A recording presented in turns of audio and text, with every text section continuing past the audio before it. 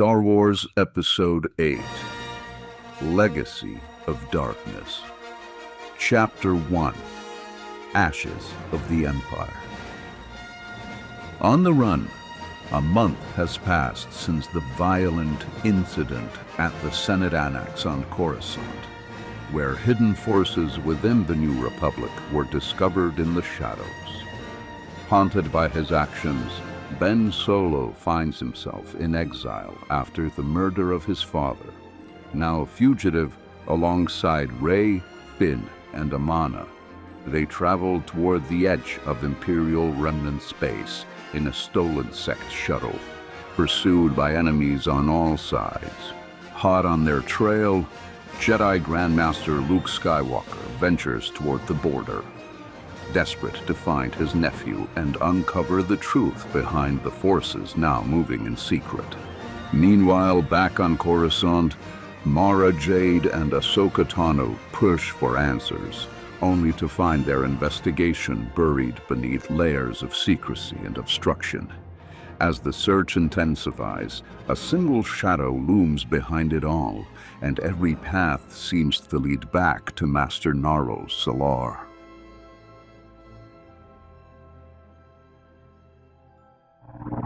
At the edge of known space, where the borders of the New Republic dissolve into the lawless expanse of the Imperial Remnant, a lone vessel cuts through the void. A Clone Wars-era gunship, its frame unmistakable, but everything else transformed. Reinforced plating, refined systems, a flawless exterior, stripped of age and rebuilt with quiet precision. A machine funded by shadows and designed for war. In the hold, 3 figures are seated beneath dim overhead lighting.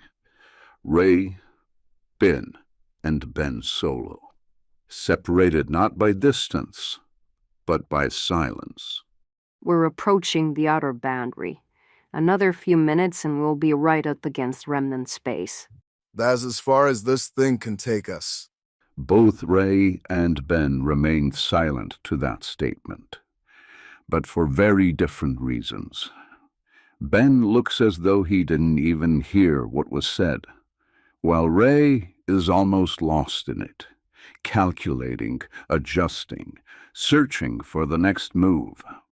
This ship is a walking target. Military frame, Republic modifications. We cross the Hutborger and this? We don't get scanned, we get shot. Exactly. Rey stands near the viewport, arms folded, staring into the endless dark, unmoving, unflinching. Then we don't cross in this. Yeah, that's what she was saying. We need something smaller. Something that doesn't scream, "Shoot me on sight." Across the hold, Ben Solo sits alone, unmoved by anything that's been said. You planning on contributing to this conversation, or is this another one of your quiet days? Ben doesn't look up. He doesn't react. Amana. No, we're about to walk straight into Imperial space, and he hasn't said a word in what, 2 days? 3? Good to know where we stand. That's enough. Amana exhales through her nose, stepping back. This isn't the time for this. Polis Vex. That gets their attention. The old mining colony? We haven't been there in a while. You think word of our bounties reached them? Where hasn't it? Best to assume it has. Then we keep the helmets off. Yeah, that takes care of us. But then, we're gonna have to hide his face somehow. He's not wrong. Rey doesn't turn from the viewport. You're right. We hide his face. No mistakes this time. Behind her, no one argues, no one questions, but they all know what the last mistake cost them. The gunship changes trajectory, angling toward the unknown, toward the fractured edge of a broken galaxy. Deep within a hollowed asteroid, carved from the stone and shadow, lies the mercenary port of Polis Vex, a graveyard of old industry reborn as a haven for smugglers, bounty hunters, and those with nowhere else left to go. Ships of every kind crowd the docking bays. Patched freighters, stolen transports, vessels held together more by desperation than design, and among them one pristine gunship, out of place, impossible to ignore. Cloaked figures move through the crowd, trying to blend in. Where are we going? Oh, he speaks. Ignoring that, we're going to contact. He runs a cantina. He's an information broker. We've worked with him before. Will he recognize you? Not like this. He's only ever seen us with our helmets on. The cantina is dim, crowded, alive with quiet deals and louder lies. At the bar, a familiar figure, a Toydarian, thin, sharp-featured, his long fingers idly polishing a glass, watching everything, missing nothing.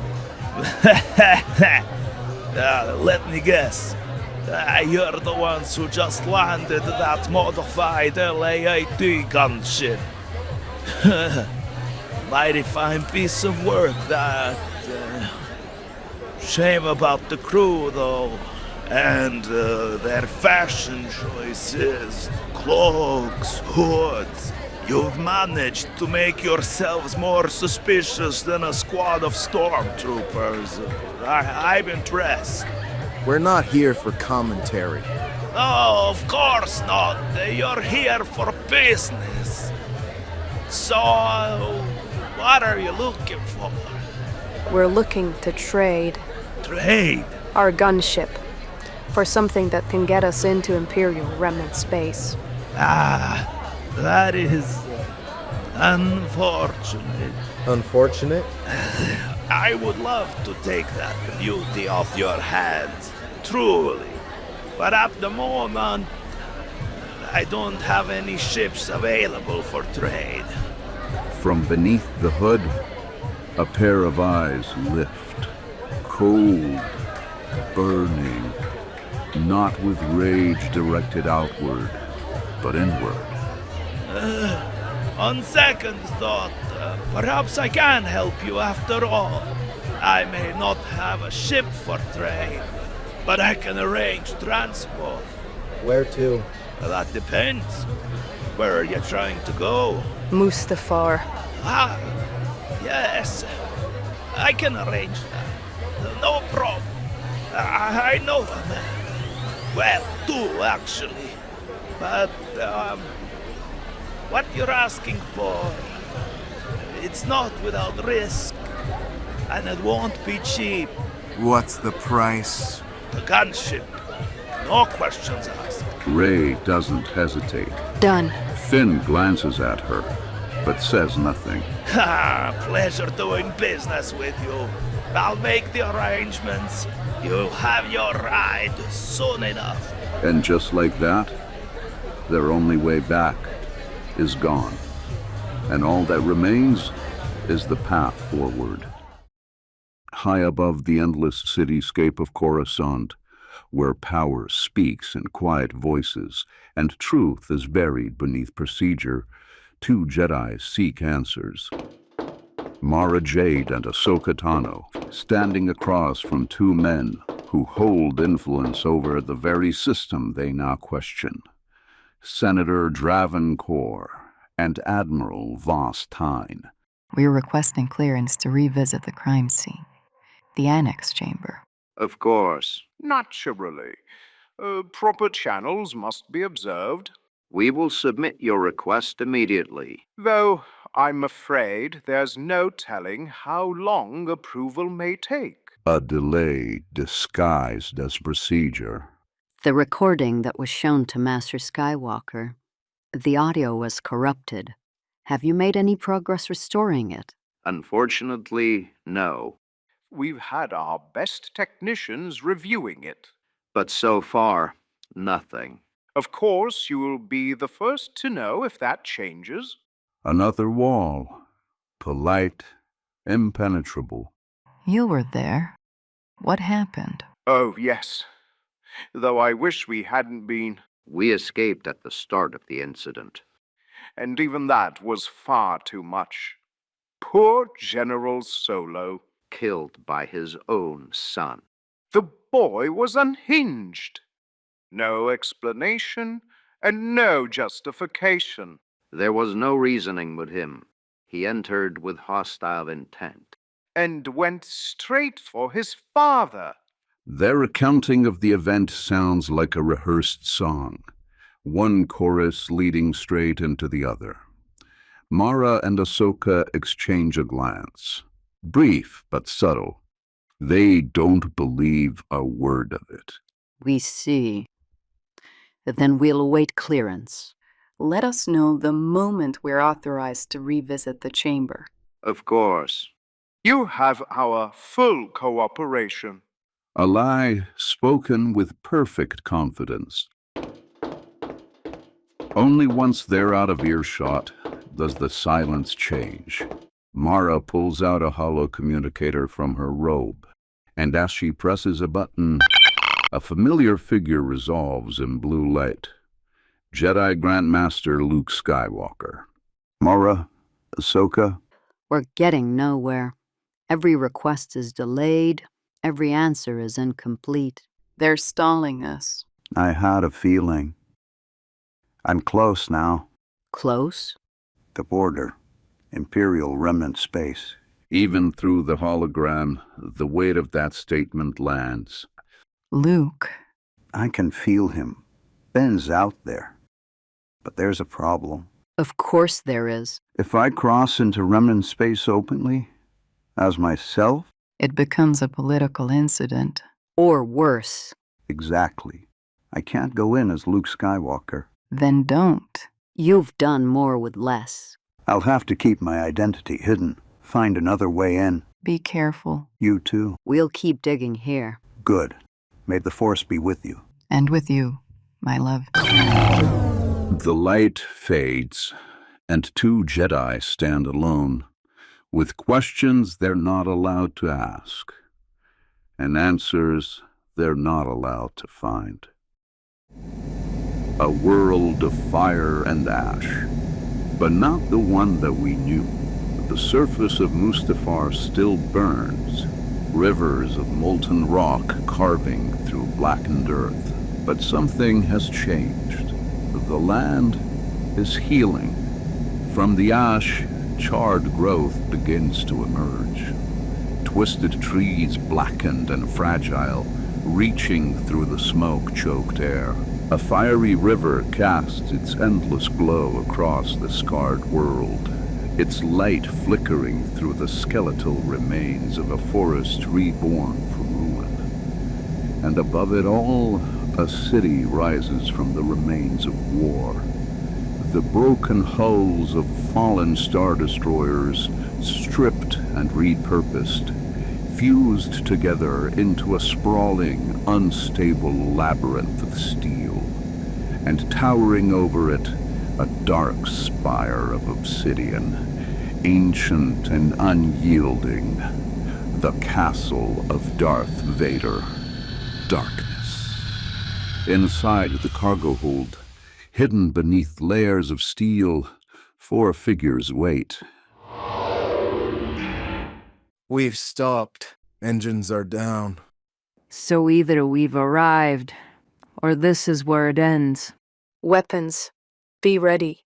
Ready for betrayal, ready for a fight.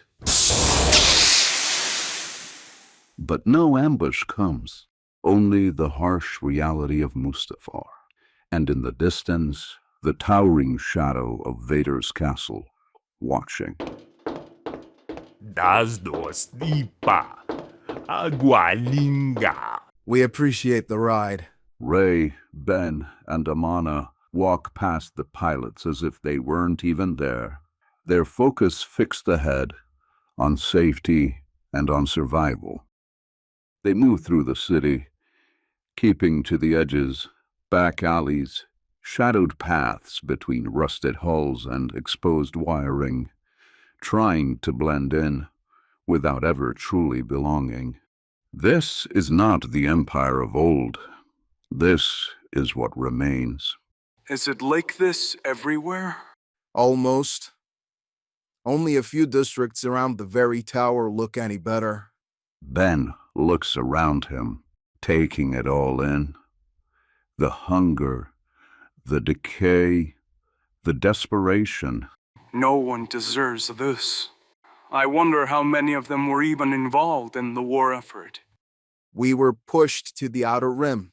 And divided. Hut space sits between their territories. Anything that moves through it gets taxed. Heavily. Food, water, fuel. Everything. A system strangled from both sides. And whatever they have left, they've been burning through just to stay alive. This isn't living. No one responds. At last, they reach their destination, an abandoned lower level, forgotten and unremarkable. Inside, a handful of rooms, basic supplies, enough to last, but not a fortress, just a place to disappear, a sanctuary. Well, we made it. For now. We should keep the helmets off out there, too. Agreed. We're probably still wanted for that remnant shuttle we stole. And a few other things. We don't take chances. Not here, not anywhere. For the first time since they arrived, they stopped moving. No immediate danger, and no one chasing them. Just the weight of everything that brought them here. But before they can even catch their breath, Ray speaks. I have to go talk to him. Right now? But, my lady, we just got here. He's probably already felt it. Everything that happened. No point in putting it off. Good luck. What is she talking about? Ray's going to speak with the old master. Ben turns, the words hitting harder than anything else he's heard. Wait, what? I thought you said you weren't a Sith. I did. And I'm not. I can have a master without being a Sith. Then who is he? That's none of your business. The words land harder than she intended. Hey, it's nothing personal. Amana and I haven't met him either. He only talks to Ray. And I need to talk to him now. She turns, leaving the others behind. Ben remains where he stands, skeptical and uneasy, but for now, silent.